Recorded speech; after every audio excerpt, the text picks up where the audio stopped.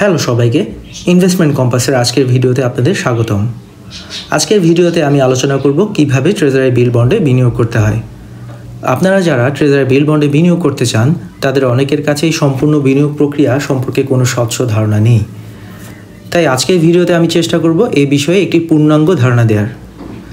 যেহেতু বাংলাদেশ ব্যাংক সরকারের পক্ষ থেকে ট্রেজারি বিল বন্ড ইস্যু করে থাকে, সেহেতু অনেকের মনে হতে পারে বাংলাদেশ ব্যাংক থেকে হয়তো সরাসরি ট্রেজারি বিল বন্ড কেনা যায়।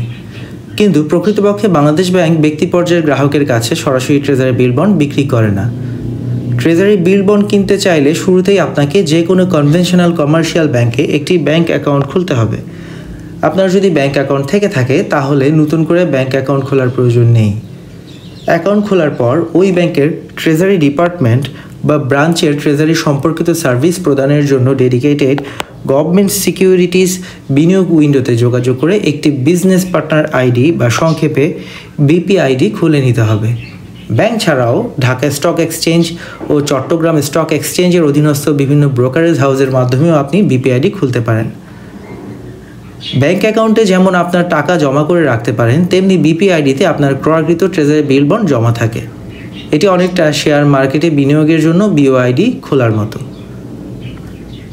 বিপিআইডি খোলার জন্য স্ক্রিনে দেখানো ফর্মটি নির্ভুলভাবে পূরণ করতে হবে এবং প্রয়োজনীয় ডকুমেন্টগুলো সংযুক্ত করে ব্যাংকের ট্রেজারি ডিপার্টমেন্ট বা গভর্নমেন্ট সিকিউরিটিজ বিনিয়োগ উইন্ডোতে জমা দিতে হবে। এখন আমি আলোচনা করব কিভাবে বিজনেস পার্টনার আইডি বা বিপিআইডি ফর্মটি পূরণ করবেন। শুরুতেই দেখা যাচ্ছে বিপিআইডি লেখা একটি ছক, এটি ব্যাংকের ব্যবহারের জন্য খালি রাখবেন। ডেট, আপনি বিপিআইডি আবেদনের যে তারিখটি সেটি উল্লেখ করবেন। বিপি টাইপ, যেহেতু আপনি একক আবেদনকারী সেহেতু ইন্ডিভিজুয়ালি টিক দিবেন। তারপর আপনি রেসিডেন্ট হলে রেসিডেন্টে টিক দিবেন বা নন রেসিডেন্ট হলে নন রেসিডেন্টে টিক দিবেন। সিঙ্গেল অ্যাপ্লিকেন্টে টিক দিবেন যেহেতু আপনি একক আবেদনকারী। আপনার নাম এখানে লিখবেন, ব্যাংক অ্যাকাউন্টের সাথে মিল রেখে নামটি লেখার চেষ্টা করবেন, ইংরেজিতে ব্লক লেটারে। এরপর আপনার জেন্ডার, মেল বা ফিমেল অথবা আদার্স এখানে উল্লেখ করবেন। Date of birth, mother's name, father's name, NID or passport number, ETIN number, occupation, এইসব ইনফরমেশন এখানে প্রদান করবেন। কন্ট্যাক্ট ডিটেলসে আপনার present address, permanent address, phone number, mobile number, email address এসব তথ্য প্রদান করবেন। ইমেল অ্যাড্রেসটি এক্ষেত্রে ম্যান্ডেটরি। ব্যাংক ডিটেলসে আপনার bank name, branch name, account number, account type, routing number এসব তথ্য প্রদান করবেন। চেক বইয়ের উপরে আপনি রাউটিং নাম্বার পেয়ে যাবেন। নমিনির ক্ষেত্রে নমিনির ইনফরমেশন, নাম, তার এনআইডি, পাসপোর্ট অথবা বার্থ সার্টিফিকেট নাম্বার, অ্যাড্রেস, আপনার সাথে সম্পর্ক যে আপনার ওয়াইফ নাকি মা না বাবা এটি উল্লেখ করবেন এখানে। Date of birth, percent payable, একজন হলে 100% উল্লেখ করতে হবে, আর যদি একাধিক নমিনি দেন তাহলে তাদের ক্ষেত্রে যে আপনি 50-50 দিলে 50-50 অথবা 40-60 দিলে 40-60 মেনশন করে দিবেন। এরপর নমিনি সিগনেচার নিয়ে নেবেন।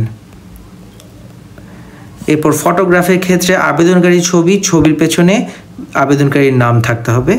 আর নমিনির ছবির পেছনে নমিনির নাম দিবেন এবং আবেদনকারী স্বাক্ষর করে দিবেন। আর সিগনেচারের ক্ষেত্রে আবেদনকারীর নাম লিখে 3 বার এখানে স্বাক্ষর করে দিবেন। এবার এসব তথ্য দেওয়ার পরে আপনার ফর্ম ফিল আপের কাজ শেষ। এখন আপনি কি কি তথ্য ফর্মের সাথে সংযুক্ত করবেন তার একটি তালিকা আমি স্ক্রিনে দেখাচ্ছি। আপনি যেহেতু একক আবেদনকারী সেহেতু আপনার জন্য এই সকল তথ্যই দিতে হবে। 1 নম্বরে দেখা যাচ্ছে অ্যাপ্লিকেশন ফর্ম, একটু আগে যে ফর্মটি ফিল আপ করলেন সেই ফর্মটি এটি। 2 নম্বর হচ্ছে ব্যাংক অ্যাকাউন্ট ডিটেলস, এই ফর্মের ভিতরে ব্যাংক অ্যাকাউন্ট ডিটেলস আছে, আলাদা করে দেওয়ার প্রয়োজন নেই। এনআইডি আর পাসপোর্ট, আবেদনকারীর এনআইডি আর পাসপোর্ট এখানে অ্যাটাচ করে দিবেন। 1 কপি ছবি যেটি ফর্মে অ্যাটাচ করেছেন। ইটিন সার্টিফিকেট, অনেকেই ইটিন সার্টিফিকেটের জায়গায় ট্যাক্স সার্টিফিকেট প্রদান করে থাকে, এখানে আসলে ইটিন সার্টিফিকেটের কথা বলা হচ্ছে। কন্ট্যাক্ট ডিটেলস, এটাও ফর্মে আপনি ফিল আপ করেছেন, আলাদা করে দেওয়ার প্রয়োজন নেই। Photo and information of the নমিনির 1 কপি ছবি ফর্মে ফিল আপ অ্যাটাচ করে দিবেন। আর ইনফরমেশন তো আপনি প্রদান করেছেনই। এনআইডি, পাসপোর্ট আর birth certificate of the nominee যে কোনো একটি আপনি আবেদনের সাথে অ্যাটাচ করে দিবেন। এগুলো আপনি ব্যাংকের ট্রেজারি ডিপার্টমেন্ট বা গভর্নমেন্ট সিকিউরিটিজ বিনিয়োগ উইন্ডোতে জমা দেওয়ার 1 দিন বা 2 দিনের মধ্যেই ব্যাংক থেকে আপনি বিপিআইডি পেয়ে যাবেন। বিপিআইডি পাওয়ার পর আপনি ট্রেজারি বিল বন্ডে বিনিয়োগের জন্য প্রস্তুত। এখন আপনাকে ঠিক করতে হবে আপনি ট্রেজারি বিলে বিনিয়োগ করবেন নাকি ট্রেজারি বন্ডে বিনিয়োগ করবেন। মেয়াদের উপর ভিত্তি করে বর্তমানে বাংলাদেশ সরকার 3 ধরনের ট্রেজারি বিল ইস্যু করে থাকে: 91 দিন মেয়াদি, 182 দিন মেয়াদি এবং 364 দিন মেয়াদি। এবং 5 ধরনের ট্রেজারি বন্ড ইস্যু করে থাকে: 2 বছর মেয়াদি, 5 বছর মেয়াদি, 10 বছর মেয়াদি, 15 বছর মেয়াদি এবং 20 বছর মেয়াদি। এছাড়া 3 বছর মেয়াদি ফ্লোটিং রেট ট্রেজারি বন্ড বা এফআরটিবি ইস্যু করে থাকে, যেটি নিয়ে আমি পরবর্তী আরেকটি ভিডিওতে বিস্তারিত আলোচনা করব। নানান ধরনের ট্রেজারি বিল বন্ড থেকে আপনি কোনটিতে বিনিয়োগ করবেন তা ভেবে আপনি দ্বিধান্বিত হয়ে পড়তে পারেন। আমার মতে এক্ষেত্রে আপনি দুটি বিষয় বিবেচনায় নিতে পারেন। এক হচ্ছে ইন্টারেস্ট রেট এবং 2 হচ্ছে ফিউচার ক্যাশ ফ্লো। সাধারণত স্বল্পমেয়াদী ট্রেজারি বিল বন্ডের ইন্টারেস্ট রেট দীর্ঘমেয়াদী ট্রেজারি বিল বন্ডের চেয়ে কম হয়। তাই যারা অধিক ইন্টারেস্ট রেটে বিনিয়োগ করতে আগ্রহী তারা দীর্ঘমেয়াদী ট্রেজারি বন্ডে বিনিয়োগ করতে পারেন। কিন্তু এমন যদি হয় যে বিনিয়োগকৃত অর্থ 3 মাস বা 6 মাস বা 1 বছর পর আপনার কোনো কাজে প্রয়োজন হতে পারে, সেক্ষেত্রে আমি বলবো স্বল্পমেয়াদী ট্রেজারি বিলে বিনিয়োগ করাই আপনার জন্য উত্তম। এক্ষেত্রে আপনি ট্রেজারি বন্ডের তুলনায় হয়তো ইন্টারেস্ট রেট কিছুটা কম পাবেন। যেহেতু বিনিয়োগকৃত অর্থ অল্প সময় পরেই আপনার প্রয়োজন, তাই কিছুটা কম ইন্টারেস্ট রেট আপনার জন্য খুব একটা সমস্যার কারণ হবে না। এখন ধরে নিলাম সব কিছু বিবেচনায় নিয়ে আপনি সিদ্ধান্ত নিয়ে নিলেন আপনি কি ট্রেজারি বিলে বিনিয়োগ করবেন নাকি ট্রেজারি বন্ডে বিনিয়োগ করবেন। এরপর আপনার করণীয় কি? সাধারণত বাংলাদেশ ব্যাংক প্রাইমারি অকশনের মাধ্যমে ট্রেজারি বিল বন্ড বিক্রি করে থাকে। বাংলাদেশ ব্যাংকের ওয়েবসাইটে অকশন ক্যালেন্ডার দেখে আপনি জানতে পারবেন কোন তারিখে কোন মেয়াদে ট্রেজারি বিল বা বন্ড ইস্যু করা হবে। গুগলে বাংলাদেশ ব্যাংক অকশন ক্যালেন্ডার লিখে সার্চ দিলে তা সহজেই পেয়ে যাবেন। স্ক্রিনে আমি এপ্রিল মাসে ট্রেজারি বিল এবং ট্রেজারি বন্ডের অকশন ক্যালেন্ডার দেখানোর চেষ্টা করেছি। অকশন ক্যালেন্ডার দেখে দেখা যাচ্ছে 6, 13, 20 এবং 27 এপ্রিল ট্রেজারি বিলের অকশন এবং 8, 15, 22 এবং 29 তারিখ ট্রেজারি বন্ডের অকশন সংঘটিত হবে। সাধারণত সপ্তাহের প্রত্যেক রোববার ট্রেজারি বিলের অকশন এবং প্রত্যেক মঙ্গলবার ট্রেজারি বন্ডের অকশন সংঘটিত হয়। প্রত্যেক রোববার 91 দিন, 182 দিন, 364 দিন মেয়াদি ট্রেজারি বিলের অকশন সংঘটিত হলেও বন্ডের ক্ষেত্রে মাসের প্রথম মঙ্গলবার 2 বছর মেয়াদি, দ্বিতীয় মঙ্গলবার 5 বছর মেয়াদি, তৃতীয় মঙ্গলবার 10 বছর মেয়াদি এবং চতুর্থ মঙ্গলবার 15 ও 20 বছর মেয়াদি ট্রেজারি বন্ডের অকশন সংঘটিত হয়।